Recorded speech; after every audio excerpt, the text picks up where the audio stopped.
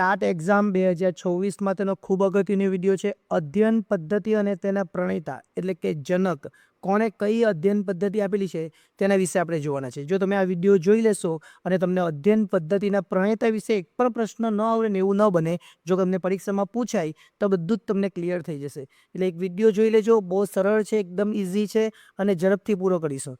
પ્રશ્નોત્તરી પદ્ધતિ કોણે આપેલી? તો એ સોક્રેટિસ દ્વારા આપવામાં આવી હતી.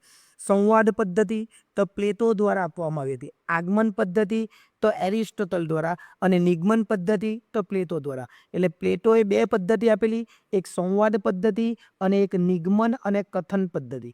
કઈ પદ્ધતિ? પ્લેટોએ 1, 2 ને 3 પદ્ધતિ, નિગમન પદ્ધતિ, કથન ચર્ચા પદ્ધતિ અને સંવાદ પદ્ધતિ આ પ્લેટો દ્વારા આપવામાં આવેલી. પ્રશ્નોત્તરી પદ્ધતિ સોક્રેટિસ દ્વારા આપવામાં આવેલી અને આગમન પદ્ધતિ એરિસ્ટોટલ દ્વારા આપવામાં આવી. આ બધા જ એકબીજા સાથે સંકળાયેલા છે, ગુરુઓ છે અને શિષ્યો છે. આગળ 12 કેન્દ્રમાં કિન્ડરગાર્ટન પદ્ધતિ ફ્રોબેલ દ્વારા આપવામાં આવેલી, રમત દ્વારા શિક્ષણ ફ્રોબેલ અને હેનરી કુક દ્વારા આપવામાં આવેલી અને મોન્ટેસરી પદ્ધતિ મારિયા મોન્ટેસરી દ્વારા આપવામાં આવેલી. ક્રિયા અને પ્રોજેક્ટ એટલે પ્રોજેક્ટ પદ્ધતિ કોને આપેલી? તો જ્હોન ડ્યુઈ દ્વારા પ્રોજેક્ટ પદ્ધતિ આપવામાં આવેલી અને ક્રિયા દ્વારા શિક્ષણ એ પેસ્ટોલોજી અને જ્હોન ડ્યુઈ એમ બંને દ્વારા આપવામાં આવેલી. ફરીથી ધ્યાન, પ્રોજેક્ટ પદ્ધતિ જ્હોન ડ્યુઈ અને ક્રિયા દ્વારા શિક્ષણ એમાં પણ જ્હોન ડ્યુઈ જ આવે, પણ એની સાથે સાથે પેસ્ટોલોજી પણ આવે. ગાંધીજીએ કઈ કઈ પદ્ધતિ આપેલી? તો બુનિયાદી શિક્ષણ પદ્ધતિ ગાંધીજીએ આપેલી અને સમવાય શિક્ષણ પદ્ધતિ, આ બે પદ્ધતિ ગાંધીજી દ્વારા આપવામાં આવેલી હતી. એટલે ગાંધીજીએ બુનિયાદી શિક્ષણ અને સમવાય શિક્ષણ એમ બે પદ્ધતિ આપેલી. એટલે આપણને પ્રશ્ન પૂછાય ને તો આવડવા જોઈએ. હ્યુરિસ્ટિક પદ્ધતિ આર્મસ્ટ્રોંગ દ્વારા આપવામાં આવેલી, નિદર્શન પદ્ધતિ હર્બર્ટ સ્પેન્સર દ્વારા આપવામાં આવેલી અને વૈજ્ઞાનિક પદ્ધતિ ગુડવાર અને સ્કેટ્સ દ્વારા આપવામાં આવેલી. ફરીથી, હ્યુરિસ્ટિક પદ્ધતિ આર્મસ્ટ્રોંગ, નિદર્શન પદ્ધતિ હર્બર્ટ સ્પેન્સર અને વૈજ્ઞાનિક પદ્ધતિ ગુડવાર અને સ્કેટ્સ દ્વારા આપવામાં આવેલી.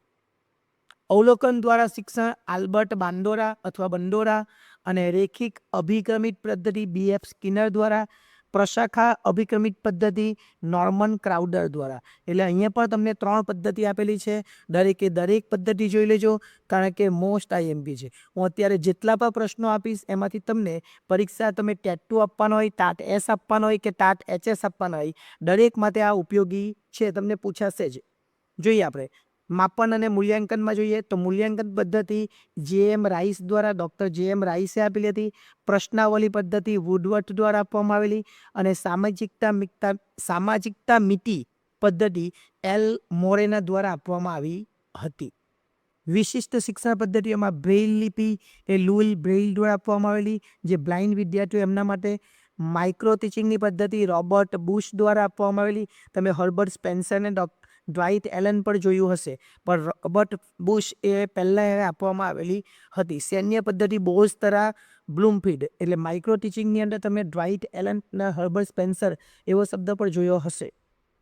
અન્ય માહિતી છે જોઈએ, પ્રાદેશિક શિક્ષણ પદ્ધતિ હર્બર્ટસન દ્વારા આપવામાં આવેલી, વિનેટિકા પદ્ધતિ કાર્લટન દ્વારા આપવામાં આવેલી અને પ્રક્રિયા પદ્ધતિ અથવા પ્રોસેસ પદ્ધતિ કોમેનિયસ દ્વારા આપવામાં આવી હતી.